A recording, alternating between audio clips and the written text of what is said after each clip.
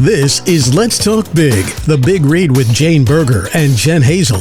The Owens Community College Campus Read is taking place now and throughout the semester with the goal of bringing awareness of different perspectives through books. The Campus Read book is Kerry, a memoir of survival on stolen land, from 2020 recipient of the NEA Creative Writing Fellowship, Tony Jensen. It's a memoir and essays about gun violence, land, and indigenous women's lives. Now, sharing passages, topics, and events related to the book, Kerry, a memoir of survival on stolen land, is Owens Community College Director of Library Services, Jane Berger, and Professor of English, Jen Hazel. Hello, everyone.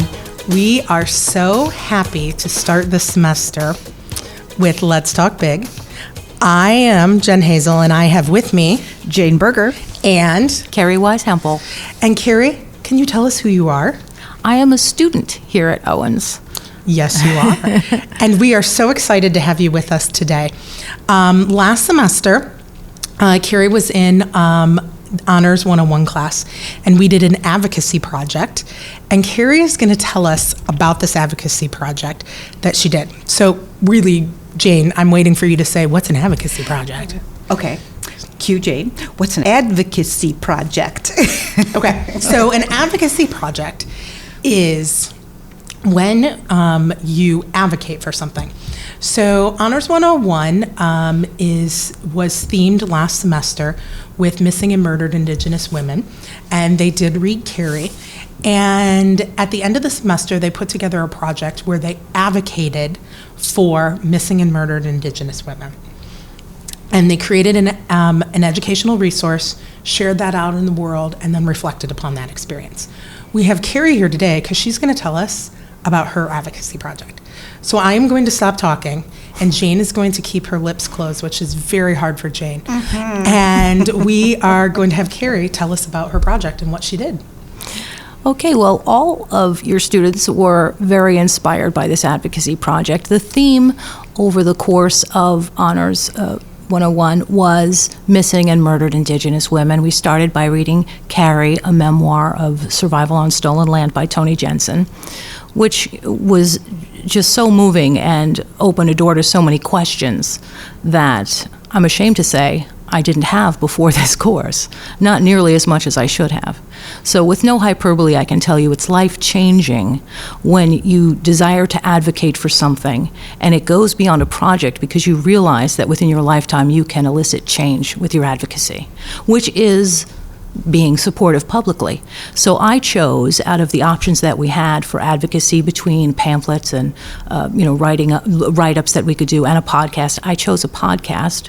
I created a Gmail. I created a YouTube channel called Equal Justice Podcast, and I did a podcast called No Foul Play, which stemmed from seeing a classmate's work that led to a link of unresolved cases that were listed as no foul play. 34 cases, very questionable, listed as no foul play, which we're hoping can be reopened and examined when women were listed as no foul play even though they had injuries. Mm-hmm. So tell us about this experience. Like, have you done podcasting before? Like, why was this your choice, Kerry? I haven't done a podcast other than helping a friend with hers. I did do, a podcast or two, I guess you'd say audio, conversations with low quality audio. But I am a fan of podcasts. I listen to podcasts all the time, cleaning and doing other things. I would listen to This American Life. I listened to a podcast that really drew me in called Bad Bad Thing, and that is also available on YouTube or anywhere you can get podcasts, Spotify, etc. So I really like podcasts, but the reason I liked the idea of a podcast was because I wanted to be vocal, but also because I knew I could list these truths that without wading through the muck and the mire of half-truths. We can say, for a fact, we know that 40% of women trafficked in South Dakota are Indigenous women. We know for a fact that there are multiple cases where these women don't feel listened to by law enforcement. In fact, one law officer was alleged as saying that when he went into the apartment of Tanya Hill, who was murdered in Toronto, when he went into her apartment, her family says, he said, "What would I expect from, an Indigenous woman's apartment that has alcohol in it?" And so there is some racism, and there are hidden truths about what is happening to missing and murdered Indigenous women. And if I, can use my voice to help, I want to. We found out too, just along the way, since we started discussing this book and reading the book, that missing and Indigenous women, it's not advertised very, very much. Now you'll see a blue-eyed, blonde-haired female plastered across all news channels, local and national.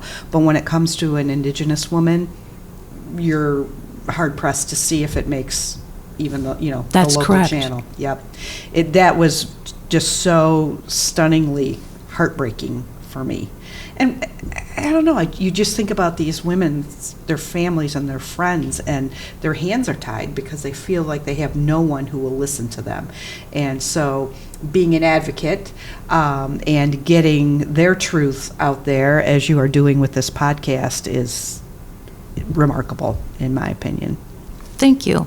I didn't have a lot of luck getting people to get back to me. I wanted to talk more to law enforcement, and specifically someone who's in charge of a case that's in my podcast, No Foul Play. I profiled a woman named Mona Lisa Two Eagle, who disappeared in 1979. Her family found her murdered, but she did not get on the internet until about 2016. And as tragic as Gabby Petito is, her case did give people an opportunity to say that, there should be more of a light shown on the plight of Indigenous women who are, murdered and missing in droves. I mentioned 40% of human trafficked women in South Dakota are Indigenous women, but only 9% of the population of South Dakota is Indigenous women. Yeah, it's Indigenous wild. people. Mm-hmm. Yeah. So, Kerry, what's next? You did this podcast, and from the course, I can tell that you're very charged up about this and passionate, which is, as your professor, what we love. Very much. Very much. So what's next for you with this? Well, I'm definitely not done asking questions. And of course, as you know, as my professor, there is another course. By the time this airs, we will be in the midst of talking about forced assimilation, which is going to rip my heart out even more. But I look forward to delving into for the people that have suffered. I want to, in the future, continue to ask questions. This has come up so much at the dinner table that my husband just looked at me and said, "You're going to South Dakota, aren't you?" I said, "I think I am."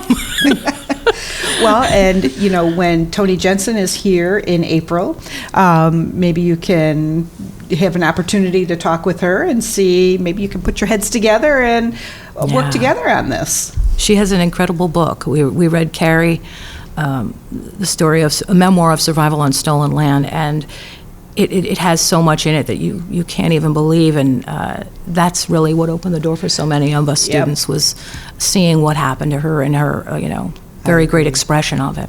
I agree. Absolutely. Well, that's going to do it for us today. On behalf of myself, Jen Hazel, and Jane Berger, and Kerry, thank you so much for being here. Thank you. We are just thrilled to be able to talk about this project and be able to put that out there. So thank you again. Catch Let's Talk Big on Outcast OCCR Owens Community College Radio every Thursday at 7 a.m., 10 a.m., 7 p.m., and 10 p.m., and at various times throughout the week. Or listen anytime on the Owens Outcomes Student Media Center YouTube channel. Let's Talk Big on the Owens Outcomes Student Media Center YouTube channel. Be sure to like and subscribe. And join us again here for Let's Talk Big, The Big Read with Jane Berger and Jen Hazel.